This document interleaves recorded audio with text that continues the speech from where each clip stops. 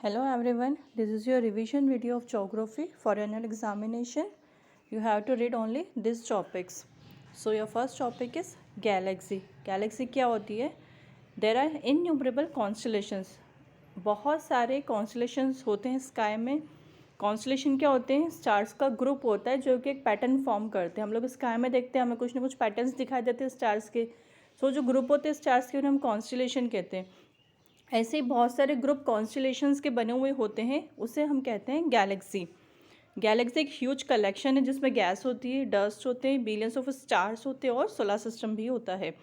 Galaxy is held together by gravity. Galaxy किससे held होती है? ग्रेविटी होती है उसके अंदर. और गैलेक्सी और जो मिल्की वे होता है उसे हम कहते हैं आकाश गंगा, जिसका मतलब होता है river of light. There are many galaxies besides ours. बहुत सारी गैलेक्सीज होती हैं, इतनी सारी होती है कि हम उन्हें काउंट भी नहीं कर सकते हैं. ये फिगर में दिया है व्यू मिल्की वे का. नेक्स्ट है नेपच्यून प्लैनेट. नेपच्यून जो है वो 8th प्लैनेट होता है सोलर सिस्टम का और 4th लार्जेस्ट प्लैनेट है. बहुत ज़्यादा कोल्ड होता है और विंडी प्लैनेट है. इसे आइस जाइंट भी कहा जाता है यूरेनस के साथ. It takes 165 earth years to complete one revolution. One revolution complete करने के लिए इसे 165 अर्थ ईयर्स लगते हैं. और इसका एटमॉस्फेयर जो है वो हाइड्रोजन, हीलियम और मीथेन से बना हुआ है. इसमें थिक ब्लू कलर के क्लाउड्स होते हैं. नेक्स्ट है asteroids.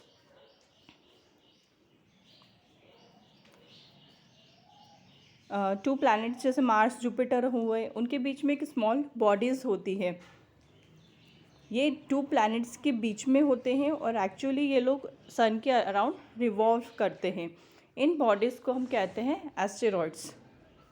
This place where many asteroids are found is called asteroid belt. जहाँ पर बहुत सारे एस्टेरॉइड्स होते हैं उनसे कहा जाता है asteroid belt.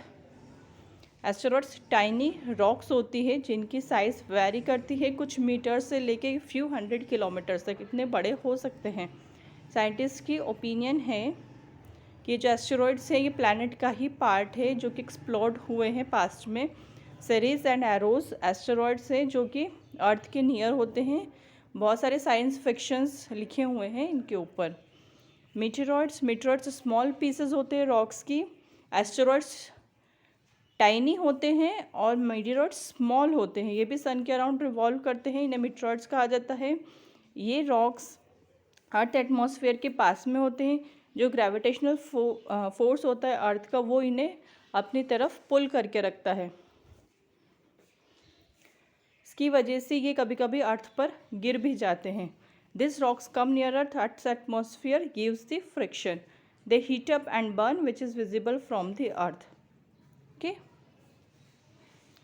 Next, when both latitude lines and longitude lines put together on sphere they form a grid. जब लैटिट्यूड लाइन्स और लॉन्गिट्यूड लाइन्स दोनों स्फीयर पर होती है तो ये ग्रिड फॉर्म करती है. Medians cut the equator and all other parallels. जो मेरिडियन होता है वो इक्वेटर को कट करता है और अदर पैरेलल्स को भी. सो जो एंगल बनता है इक्वेटर और लैटिट्यूड लाइन के बीच में वो कांस्टेंट होता है. ये हमें प्लेस लोकेट करने में हेल्प करता है अर्थ सरफेस पर, क्योंकि वो लैटिट्यूड और लॉन्गिट्यूड पोजीशन बनाता है. This grid can be seen on maps and globes to locate places. ये ग्रिड मैप्स और ग्लोब्स पे बताए गए हैं ताकि हम प्लेस को लोकेट कर सकें. Next one is rotation.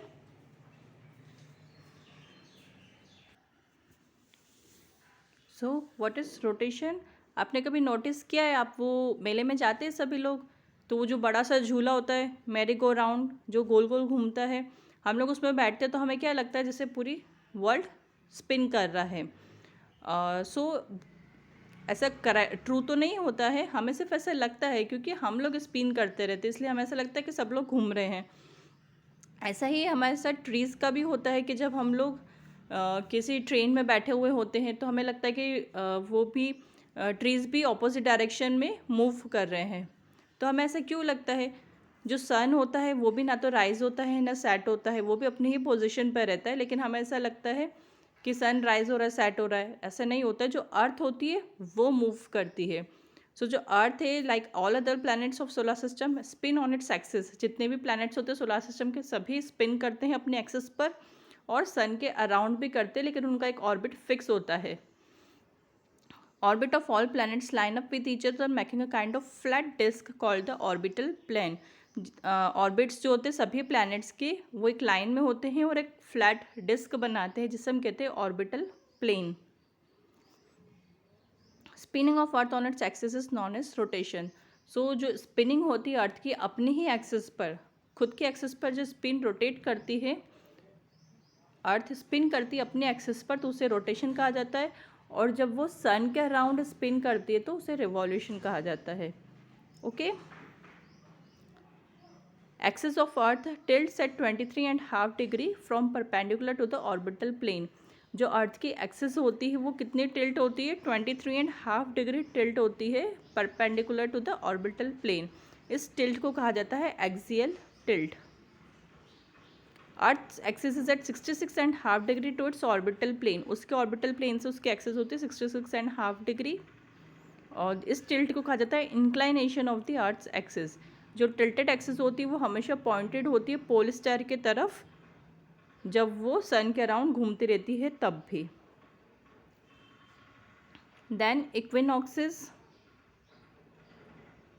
इक्विनॉक्सिस क्या होता है? जब डे और नाइट दोनों इक्वल लेंथ के होते हैं तो उस पोजीशन को हम कहते हैं equinox. The duration of day and night varies in different part of the globe.